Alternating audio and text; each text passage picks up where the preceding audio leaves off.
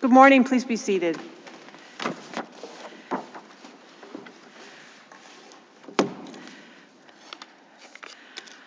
Welcome all to this special session of the Minnesota Supreme Court.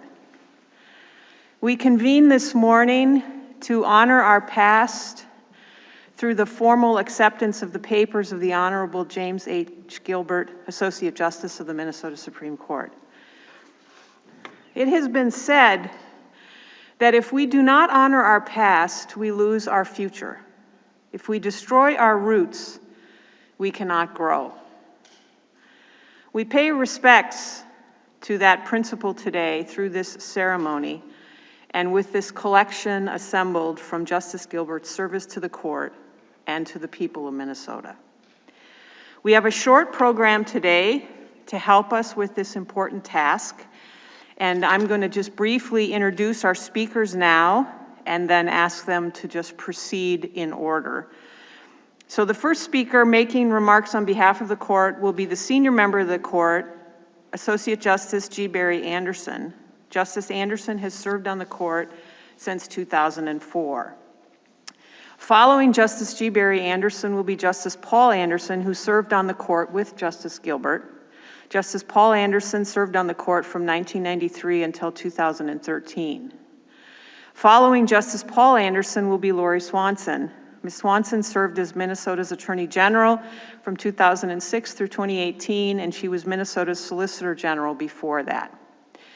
Now, before I turn to the speakers, I want to acknowledge and thank Justice Gilbert's family for sharing him with all of us. It is not always easy to be the family of a judge, and so I want to recognize the family and thank them for their service as well. I also want to thank the State Law Library, the State Law Librarian Liz Reppy, and the Minnesota Supreme Court Historical Society for their work in getting us to this day. Thanks to all. And now I will turn the podium over to Justice G. Barry Anderson for remarks on behalf of the court. Justice Anderson. Thank you, Chief Justice. Thank you, Justice Gilbert, for allowing us to perform this ceremony today. Thank you to the Supreme Court Historical Society that has organized this effort. I am thrilled that we have returned to a formal presentation, even if we're doing it with masks. Nonetheless, I appreciate the opportunity to be in our historic courtroom today and to recognize the accomplishments of Justice Gilbert and to accept his papers. The court has asked me to perform that role, and I am grateful for the opportunity. I would be remiss if I didn't begin with my personal thanks to Justice Gilbert, because the seat that I occupy on this court was available to me in 2004.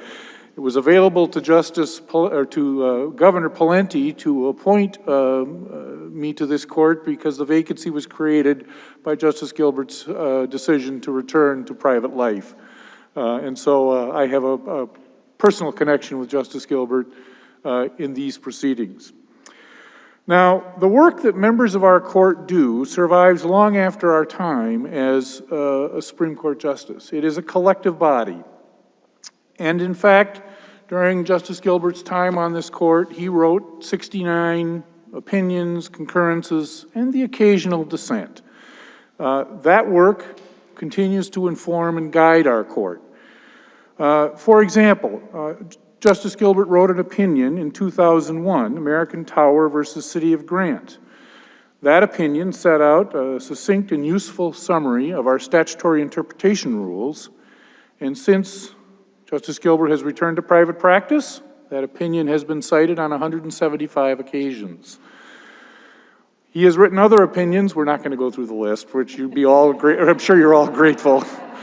But his other opinions have touched on matters of civil procedure, and they've touched on questions about the inherent judicial power of our court. And also, some of those opinions contain useful advice to the practitioners that follow, talking about when to appeal and simplifying practice. Those are the words of an experienced trial lawyer, which Justice Gilbert was before he showed up here, seeking to avoid unnecessary burden and improving access to our courts. Before I close my remarks here today and formally accept the papers of Justice Gilbert, I want to make two other brief comments. Justice Gilbert has worked hard in his private life, both before and after his service to our court, in preserving the independence of the judiciary and upholding the high quality and standards of the judiciary. He served as the chair of the Judicial Selection Commission under Governor Arne Carlson for a period of time. He and I actually had some interactions in that capacity, maybe worthy of some discussion at some later date. But he also was a supporter of the judiciary in many ways as a private citizen. And finally, I do want to note, just in passing, that like many of our lawyers, many of our justices, Justice Gilbert also has personal commitments to private charities and organizations that he supports that make Minnesota a better place to live. And I know this because I've been recruited by him to help with at least one of those charities, and that has been a great value in my life, and I appreciate his efforts. Justice Sam Hansen, who retired from our court some years ago, gave us as a parting gift what I would call, as a former debater, a flow chart or a chart of succession. And I previously indicated that I had the privilege of succeeding Justice Gilbert. But the seat on the Minnesota Supreme Court that he occupied, and that I'm now privileged to hold, seat number 6, has a long and distinguished history. Members of our court who have preceded Justice Gilbert included Charles Loring, James Otis, Mary Jean Coyne, and Kathleen Blatz. You were a worthy addition to that list, and we will benefit in the years ahead from your service. Congratulations on a wonderful career, and on behalf of the court, I am delighted to accept the papers and records of Justice James H. Gilbert. Thank you, Justice Anderson. We'll now hear from retired Justice Paul Anderson.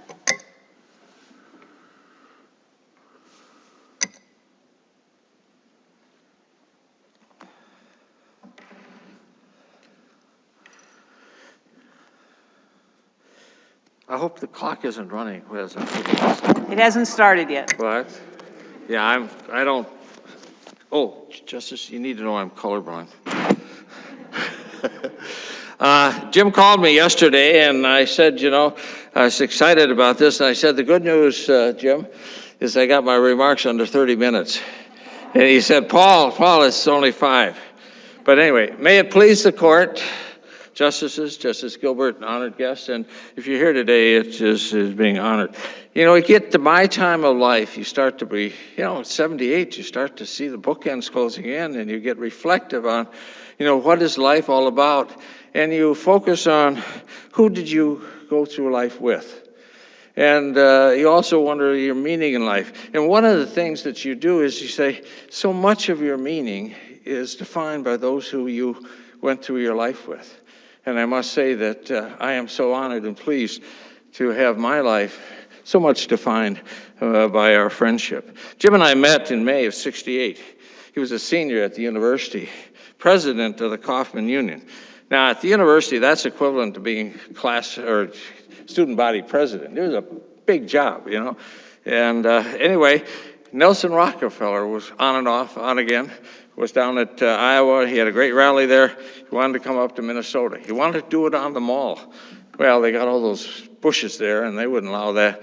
So they said, you can have it in Northrop if you get a student body entity to sponsor it.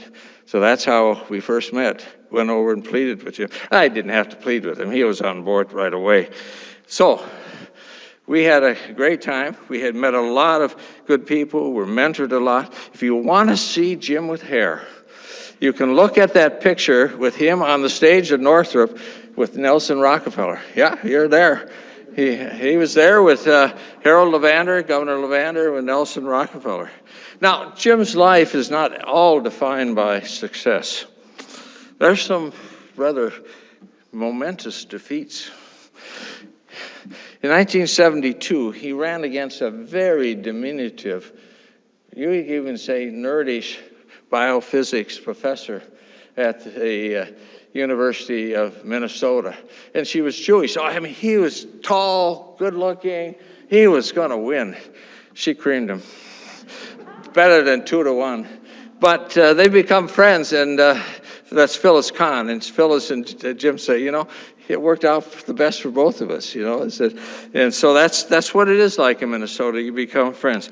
Very successful career at Best Besser and Spence. I won't focus on it. But when Arnie Carlson got elected, he became involved in the Judicial Selection Commission. Jim succeeded me as chair of Students for Rockefeller. He succeeded me as chair of the Judicial Selection Commission. Now, Arnie wanted to choose good judges. But if you want me to back up, Arnie is tough to deal with, wasn't he, Lori? He could be a little bit. You needed a really good person to kind of. So, you just can't say that Jim Gilbert was chair of the Judicial Commission. He had a special personality that he could work with Arnie and make the judiciary work. So now, Jim, when vacancy occurred on the Supreme Court, he was a logical choice. He was a wonderful colleague. I used to go down in his chambers and put the coffee tables are stone. So when I say I put my feet up on the coffee table, I wasn't scuffing it up. But judges know that. You sit back, you relax with your feet, and then you would talk about cases. And Jim was a delight to talk about. I never saw him get angry. A very even-tempered, modulated, firm. You could tell he was firm, but very dedicated to doing the work on the court. It was just a delightful colleague. He had to run for election, and it was that time when people were starting to make a little noise about judicial elections. And he was worried. And that's the only time I saw you ever get a little bit irritated, Jim, because some of your friends, some of the people you would work for, didn't stand up for you the way they should. But you got even. He had probably the best billboard, surely the best judicial billboard ever, could be one of the best in the state. All three candidates for governor, Ventura, Coleman, and Skip Humphrey. They said, we don't agree on much, but we agree on this, Justice Gilbert and so very good for Jim, but except for one thing. When people saw that billboard, they said, this election is over. You couldn't raise any money after that, could you, Jim? You could. But in any case, Jim sacrificed a lot when he came onto the court. I won't tell you what the drop in pay was, but it was substantial. He was making a lot of money at Miss Besser and Spence, but Arnie wanted him to do it, and Jim said, I'll do it because of public service. But he finally got his three daughters here, young. Allison was only 20 when she left her. They had to be educated. And quite frankly, we had some discussions. He was eating into family savings in order to do it. So he left the court. He established a very successful arbitration mediation firm. And you got to give credit to his family, though. Mary is always standing behind him. He adores his daughters. And I'm going to talk a little bit about the bookends of the family today. I asked Jim, I said, why have you this background of ethics, honesty, and whatever? And he said that, I think a lot of it came from my parents. They raised me well. They taught me well. And then he said, I have three daughters, and I wanted to be a good example for them. And the best way to do that is to be, honest, integrity. And so I want to say credit to your parents. I do regret with the young ones over here. I wish you could know your grandfather. You see him as an old man.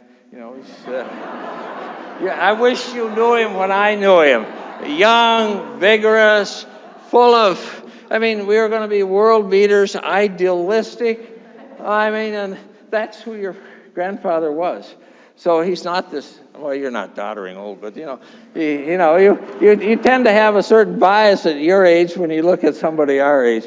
It just kind of absorb what's going on today and understand what your grandfather might have been like when he was young. I'm going to end by, when you get appointed to this court, you serve in this wonderful building, iconic building. I say it's one of the 3 or 4 best in the country. Could be at least in the top 6. It's full of symbols. You look at the owls, the scales of justice. You look at the paintings around here. But the most important thing about this building in my mind is as you come in, every time I come in, I did it today, I stop and look up. There's Nike with a wreath, a laurel wreath. Nike is anointing the victor. The victor are the sovereign citizens of the state of Minnesota. But the sovereign citizens want to live in a civil society. So they turn some of their power over to elected officials. And then Gilbert, French, the architect, wanted the people who serve here to know the virtues that are expected of them. Wisdom, courage, prosperity, truth, integrity, and prudence. Jim, you have had a wonderful career in public service. And I will say that you have fulfilled the mandate that Gilbert, French, put up there with those virtues. You personified them. You are an ideal public servant in service of our democracy. So, Jim, I'm proud to have known you. I'm proud to say you were my colleague. I'm proud to say you are my friend. And I salute you, Jim. Job well done. A life well lived. Thank you, Justice Anderson. And now we'll hear from Lori Swanson.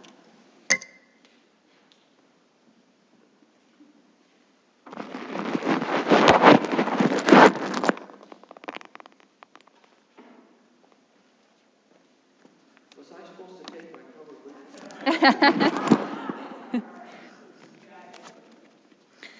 Good morning, Chief Justice Gilday, justices and justices.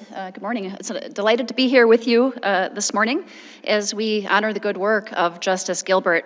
In recognizing Justice Gilbert, I also acknowledge, as others have, the loyal support he's been given by his wife, Mary, as well as his daughters, as well as his grandchildren and the rest of the family who's here today. It's that support that's allowed him to serve the public as he has all these years. Prior to being appointed a justice on the Minnesota Supreme Court, as you've heard, Justice Gilbert was a close advisor to Governor Ernie Carlson, a Republican.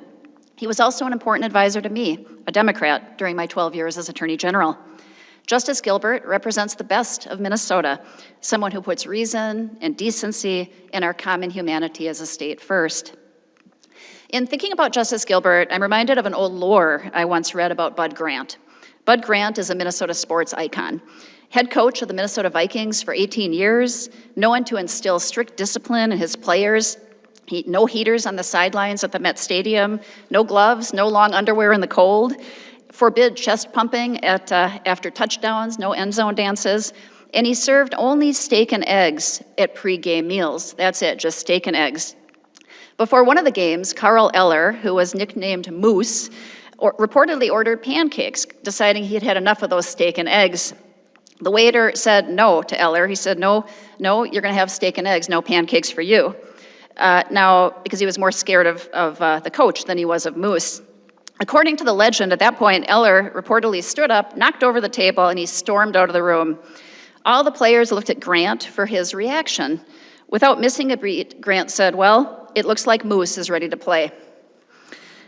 Well, I tell that story because Justice Gilbert came to the court and to his role as a lawyer and as an advocate for Minnesota, treating every case and every litigant like it too was a Super Bowl. He was a lawyer's judge, he did his homework, he was thoughtful, and he was practical.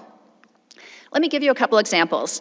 For decades, the law in America said that a major corporation could insert a provision into a fine print contract to force consumers to go to arbitration with arbitrators who were selected by the corporation. In Envoy versus Schall, Justice Gilbert expressed skepticism about such arrangements.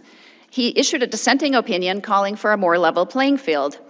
The foundation of his opinion 6 years later was a pillar upon which the state of Minnesota took action during my tenure as Attorney General to dismantle one of the largest consumer arbitration companies in the country for stacking the deck against consumers. Justice Gilbert thought those issues through 6 years earlier. He's also incredibly fair and respectful to individuals. After leaving the court, he advised me on many cases where we had to find out how to equitably distribute funds to our fellow Minnesotans. In one case, our office had taken action against a company that had shaken down patients in hospital emergency rooms to collect money from them. It was a hard-fought case, and Justice Gilbert helped to fairly apportion the settlement proceeds to compensate Minnesota patients who were subjected to this kind of activity. The people that he dealt with accepted his decisions because he was fair and relatable. Now, I've always believed that in many ways, you can tell more about justices by their dissenting opinions than their majority opinions in some cases. Majority opinions often involve compromise with other justices, but dissenting opinions stand alone. So I took the liberty of looking up a few of Justice Gilbert's dissenting opinions. In one dissent, Justice Gilbert emphasized the right of a public official to get candid advice from a lawyer, saying society should want to encourage, not discourage, regular citizens to run for public office. When a developer threatened a city with a lawsuit, the city council wanted advice from the attorney as to their liability. A newspaper had sued to block the meeting, saying it violated the open meeting law. In his dissent, Justice Gilbert wrote, "In a democratic society, citizens should be encouraged to participate in governmental functions as elected officials," and went on to say that if they're threatened by litigation, they can't get the candid advice they need if they can't talk to legal counsel. He also believed the government was not above questioning. In a case involving application of a no-knock search warrant, Justice Gilbert wrote the following in a prescient dissent: "Generalized fears do not justify dispensing with the constitutional requirement that officers knock and announce their presence prior to executing a search warrant. The affidavit relied upon here to obtain the no-knock warrant was insufficient because it contained merely boilerplate language." He wanted the government to articulate the danger that required a no-knock warrant. Justice Gilbert has incredible compassion for the less fortunate, too, and I've saw that time and time again working with him through my office, and we saw that on the court as well. In one case, patients with multiple personality disorders were subjected to pretty horrific abuse by a psychiatrist who got drunk while treating patients. There was an issue as to whether the patients could sue one of the care providers. Justice Gilbert described the public policy behind the Vulnerable Adult Act as follows. He said, "The legislature's repeated use of the term suspected is a sufficient indication that the legislature indeed intended for abuse to be reported when it was merely suspected. It arises from the perceived notion that vulnerable adults may not be in a position to fend for themselves when entrusted into the care of healthcare professional who may be fully aware of the patient's vulnerability." In one more opinion, Justice Gilbert explored when criminal intent is necessary for a criminal violation. The case involved whether a felon in possession of a firearm was a predicate offense to a commission of a felony murder. Early in his opinion, he distinguished malum prohibitum from malum per se. In other words, was the predicate violation a moral violation or just a technical violation? Now, I attended law school long after they stopped teaching Latin, but I pretty much figured out my interpretation of Justice Gilbert's opinion is that some say tomato, while others say tomato. Justice Gilbert has served our fellow Minnesotans in so many other ways. He was chairman, as you've heard, of the Minnesota Judicial Selection Commission under Governor Carlson, making recommendations on over 90 different judicial appointments. Many of these judges continue to serve our state with distinction today. Interested in making life better for the next generation, he served as a member of the board of directors of DARE, the Drug Prevention Program. Justice Gilbert championed the program for Minnesota kids. And he understood the importance of informed citizens to our democracy, as Justice Anderson mentioned, serving as chair of the Minnesota Judicial Council from 2007 to 2011. After he stepped down from the Minnesota Supreme Court, Justice Gilbert founded the Gilbert Mediation Center, where he affiliates with other highly regarded and highly skilled justices and judges and attorneys. The same attributes that made Justice Gilbert an excellent justice of the Minnesota Supreme Court make him an excellent facilitator and mediator, too. He's intelligent, he listens, he treats everyone with respect. While being extremely learned in the law, he's also very pragmatic. And on top of all of that, he's incredibly compassionate and has a great heart, too.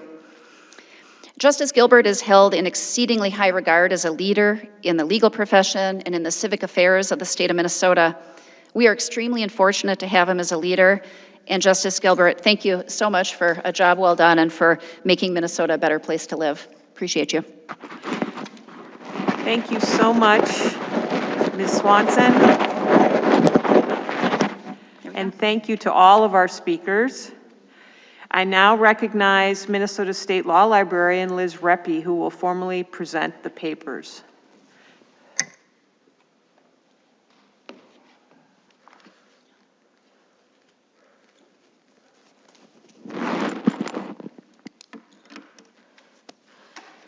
Thank you, Chief Justice Gilday, members of the Supreme Court, Justice Gilbert, everybody who has assembled today to witness this event.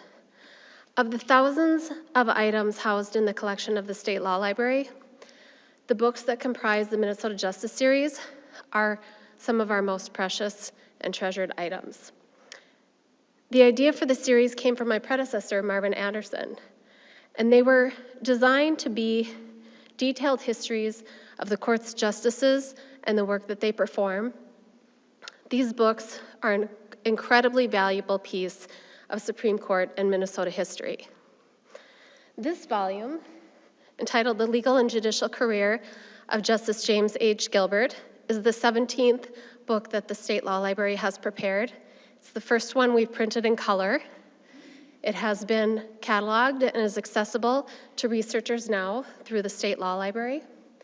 We have also printed 2 additional copies for libraries, for the libraries of the Minnesota State Historical Society and for the University of Minnesota Law School. First and foremost, I want to thank Justice Gilbert for sharing the materials about his life and work that make this book special. I also want to thank his associate, Jody Noloski, who answered my many emails and provided valuable support throughout the entire process of putting the book together. I want to be sure to thank and acknowledge 2 members of the law library staff. Librarian Leslie Greenwood served as primary editor. Our head of technical services, Erica Nutzman, provided valuable image editing skills and also coordinated the professional binding of the materials. We want to give special thanks to Justice Paul Anderson, former Attorney General Lori Swanson, for the remarks that they shared with us today. And finally, I would like to thank all of the colleagues and former law clerks who contributed to this book and provided extra insight on Justice Gilbert's legal and judicial career. So it is my pleasure to offer to you, for inclusion in the libraries under the Supreme Court's jurisdiction, this volume of the Minnesota Justice Series. May it serve as a written record of the commitment of Justice Gilbert's commitment to the shaping of law in Minnesota and to his service to the Supreme Court. May I approach the bench? Yes.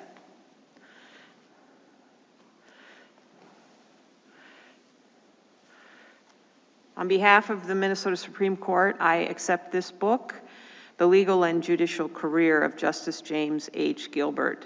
It is a tremendous addition to the history that is our court. It is so important to record our history, the history of our institution and the people who serve it here. This tradition preserves the commitment and dedication of the people that hold this institution together for all of the people of Minnesota. In accepting these papers, we provide a link to our past, but also a guide for our future. Thank you, Justice Gilbert, and thank you again to the State Law Library and the Minnesota Supreme Court Historical Society for the many hours that you all put into this important project. Ms. Reppy. May it please the court. Justice Gilbert, would you come forward?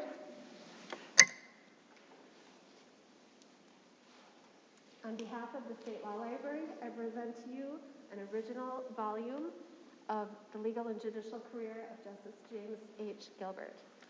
Thank you.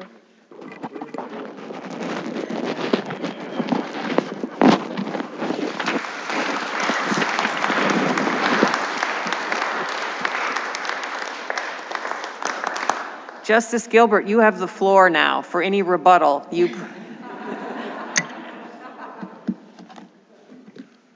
Paul, I tell people I'm 47 years old. I just have a lot of miles on. May it please the court. Thank you for, I'm sorry. We never had this when I was on the court, by the way. This is brand new. We're hoping to get rid of it, actually. new technology. May it please the court. Thank you very much for taking time on your busy schedules to have this ceremony.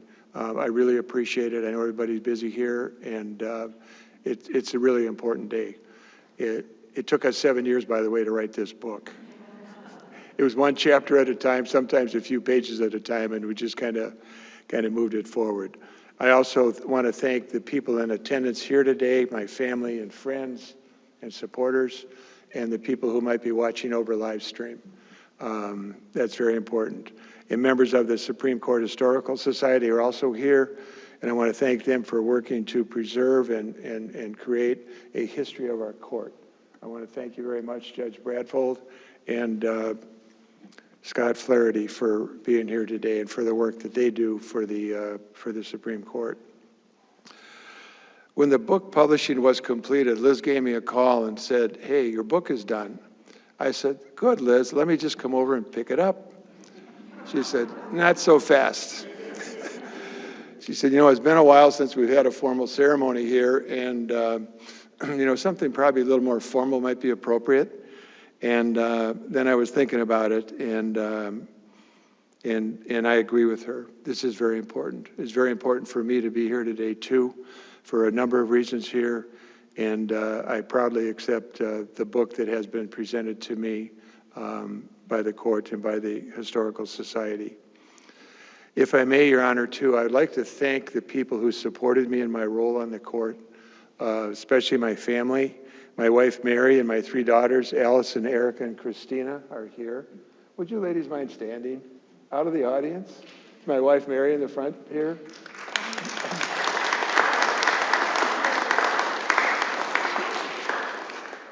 They were very, very supportive of my decision to go on to court, to leave a very fun law practice. I was basically trying cases all over the country, and we sold our home, and they also helped out in my campaign in 2000 when I ran for election there, and their support was just incredible here. I'd also like to thank my 10 colleagues that served with me on the court. It was so welcoming to come up here as a new justice. I was sitting where Judge Moore was. That's the newest justice spot there. And I remember my first case, I asked a bunch of questions at oral argument. And then walking back, this was in jest too, it was a very kind comment. One of the justices says, "You know, new justices aren't supposed to ask questions at hearings till after they've been up here for 3 years." And I said, "You know, I didn't see that in the Constitution. Where's that?" That was done in jest, by the way, but I remember that day very well.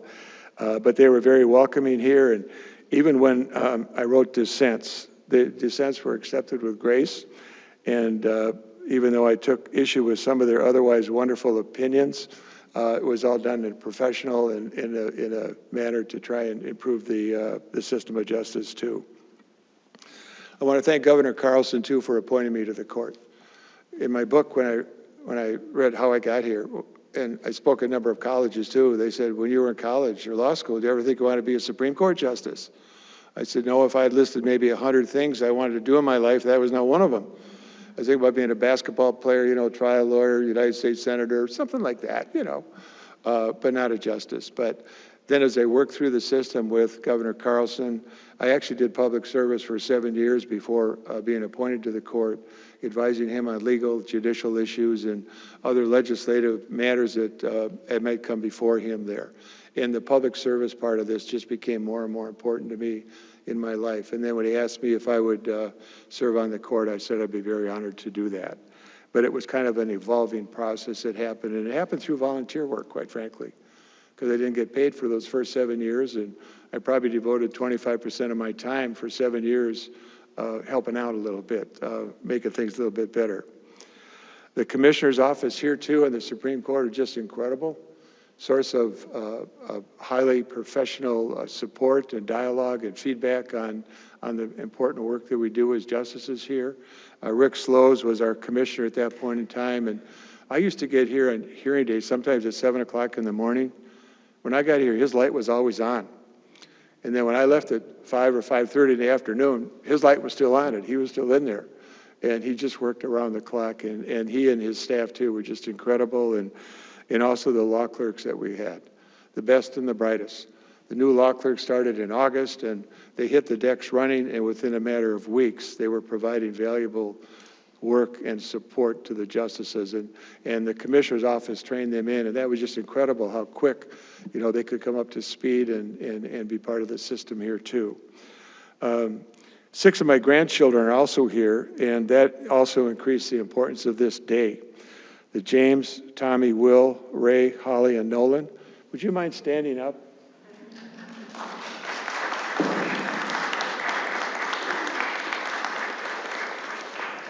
These are my pride and joy. One of my grandsons asked me, Grandpa, what's this ceremony all about? I said, well, I'm going to be getting a book, but in sports analogy, it's kind of like retiring your jersey number, okay? He said, oh, I get it. I was Justice number 79, so number 79 has been retired forever and will never be used again.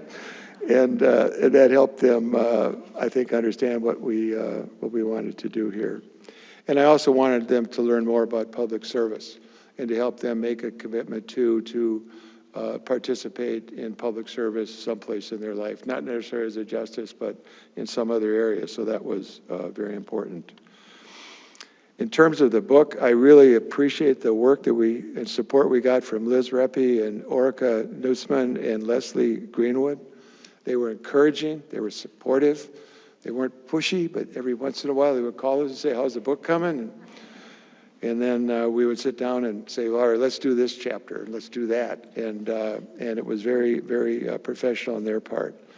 And we wouldn't be here today either unless Jody Novolosky, an attorney that works with me, helped edit this and keep moving this process forward too, and I'll be forever indebted to that.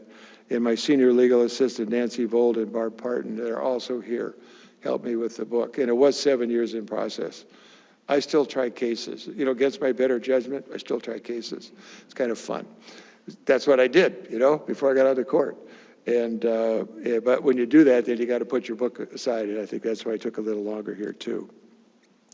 And in terms of today, too, thank Attorney General Swanson and Justice Anderson for being here today. Those are 2 very busy people. And I called them and asked them if they'd mind coming over here. They didn't hesitate 1 second. They said, sure, absolutely, we would love to. And that's what they've been doing their entire life. Both of them have committed their lives to help make things better. They mentored hundreds of young people and attorneys over the years, and they keep showing up to help others. And they still do that on a daily basis. And I'm really honored to have them here speak on some of the things I've done with them.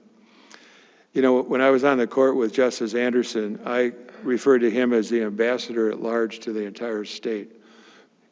He was a roving ambassador to all 10 judicial districts, all 87 counties, every school, every college, and when anybody needed somebody to speak, he was always there to show up, and that's just commendable. And Lori Swanson was 12 years our Attorney General with very distinguished service to the state of Minnesota. In 2009, she was recognized as one of the top 10 lawyers in America by USA Magazine.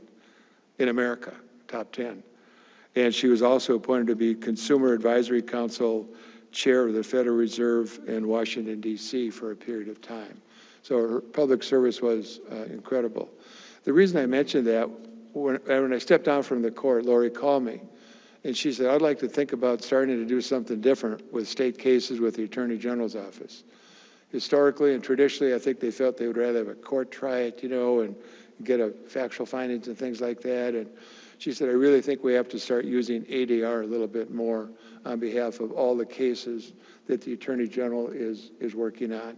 And it was kind of a bold move at that point in time in 2004. It wasn't being used hardly at all with state cases. And then we joined forces over the years, and I worked with her on dozens of very, very important cases. The Attorney General didn't want to settle them. That was fine. It was voluntary. But I think we got the same results on the mediated cases. And the ones we didn't settle, they come up to this court. So I'm trying to make your job a little easier. I think that helped. And I want to thank her for being here today, too. If I could just comment on a couple important things from my perspective that happened when I was on the court. Judicial appointments were really important. They're a big political issue. And ties into judicial elections too and what was going on. And in 2000, I was appointed by a Republican governor, and the Republican Party endorsed somebody to run against me. I called a press conference and I said, give me your best shot. We'll see you at the polls. And I didn't mind the election. As a matter of fact, I enjoyed campaigning. I think it improved myself as a justice. I helped me understand Minnesota a little bit better. And I used it as a tool to go around the state and talk about our court and the work that we were doing and the changes that we were trying to make. And that was one of the biggest issues because Governor Carlson was the first governor who, under the new statutory Merit Selection Commission, actually used the commission on every judicial appointment. Supreme Court was exempted from that, but every court below that. And he used that on every appointment. And when I ran, I found this was a huge issue. I received 69% of the vote statewide, and I received 97% approval from the Bar Association poll. That was the highest approval rate of any justice in history at that point in time. And I got to tell you, it wasn't just because of me being such a wise guy and such a good justice. It was because the Bar Association did not want political parties entering into the judicial races. And that resonated around the state. And it helped me, I think, win the 69% of the vote, too, because our people, our citizens also did not appreciate that.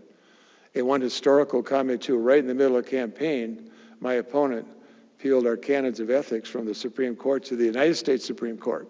I said, oh, isn't this fine? Here I am in the middle of a campaign, and my opponent has something up at the U.S. Supreme Court. And then in June, that case came down and said the Minnesota Supreme Court rules on comments in judicial elections was unconstitutional. Well, for us inside baseball players, that was really important. Didn't register anything with the people, quite frankly, but I was worried about that. So we tried to change things on the judicial appointments there, and the judicial election, for me, I think made me a better justice at the end, too. The other major thing I'm just going to talk about is the appointment of drug courts, treatment courts. When I got on the court, there were just 2 counties that were having treatment courts. We saw that there was a revolving door with the people in the criminal justice system. Almost 75% of them ended up being back in the criminal justice system after serving some time. And so we try to do things different. I organized some roundtables up at the Judicial Center, and I invited prosecutors over, public defenders, council members, mayors, 25, 30 people, just talk about how can we do things better? Because I knew we had to get some buy-in too. The court just couldn't order these drug courts and treatment courts. That's not the way it works. And so we got the buy-in there, and I got even prosecutors, to go along with this. Yeah, let's try this. Let's try the treatment courts to get people the help they need so we don't see them coming back, through the system again. And I just looked at the Supreme Court's website yesterday, and they said now there's 69 treatment courts in the state of Minnesota. So I commend you for continuing that process. I think it's really important, and I think it's making a huge difference about what's going on, too. I'm going to comment on one other thing, and then I'm done. I know when the red light goes on, I will stop. I understand what red lights mean. About a little over 20 years ago in this very courtroom, I had the pleasure of having the Chief Justice of Moldova here. He had come over here, sponsored by the United States State Department, for these break-off republics in Russia. They were trying to learn more about our democracy. And Chief Justice Blatz asked me to spend a day with his justice. And so we talked over in my chambers over there. We talked about public defenders, which obviously they didn't have in Russia. We talked about testifying against yourself, and told him how our system worked. And he was very inquisitive and had a lot of questions. It was very, very interesting. And then we came over here. And we walked into this room here, and he got very emotional. His face welled up, and tears started coming down his eyes. And so I went over to him. I said, well, Chief Justice, are you feeling okay? Or, is something we don't want to talk about? He said, this room is so beautiful. He said, Russia never spent the time in building their judicial system, would never spend this kind of money and have such a beautiful courtroom, even for their national Supreme Court. He was the Chief Justice of their country. And he said, in Russia, the government's always right. And that doesn't happen here in America. And he also said he was so impressed with the way we do things here. And he said in terms of civil judgments over in Moldova, when he issued an opinion, he said there was no means of enforcement. People didn't take it seriously. It wasn't even part of their system. So they would have these hearings and said, I would issue an order. Nobody would do anything. And that's just the way it was. But he commended America and Minnesota for having the investments in courts, for making it a priority, and for also making the judicial branch on a co-equal level in terms of power with the other branches of government too. And I didn't put this in my book. I could have put a lot of things in my book. And then after what happened with Ukraine the last week or so, I remembered that. When I was on the campaign trail, I told a lot of people about that and how lucky we are to have a court system like this and to have a beautiful courtroom like this too. Now in closing, the red light hasn't gone on yet. There's a life after being a justice. I've tried cases, I've handled appeals, we do mediations. It's really enjoyable. We've settled over 1,000 cases since I left the court. I think that makes your job a little bit easier too. And I got to tell you, most of our citizens, the trial lawyers love to be in court. People don't. There's a lot of stress there. So we've been working there to resolve a lot of these cases here and maybe to try and make things better too. So thank you for your time today. I appreciate it. I appreciate the honor of being here and the time that you took too. And Justice Barry Anderson, you always used to say you're having a hard time filling my shoes. Well, you not only filled my shoes excellently, you've walked a lot more miles than I did in them. So thank you all.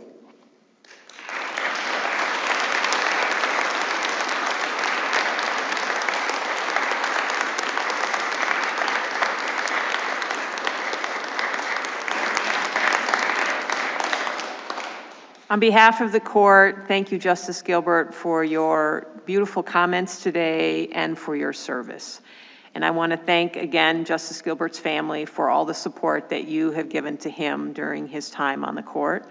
And thanks everybody for coming today, spending time with us and being here to help us celebrate this important event in the history of the Minnesota Supreme Court. Thank you all. We are adjourned.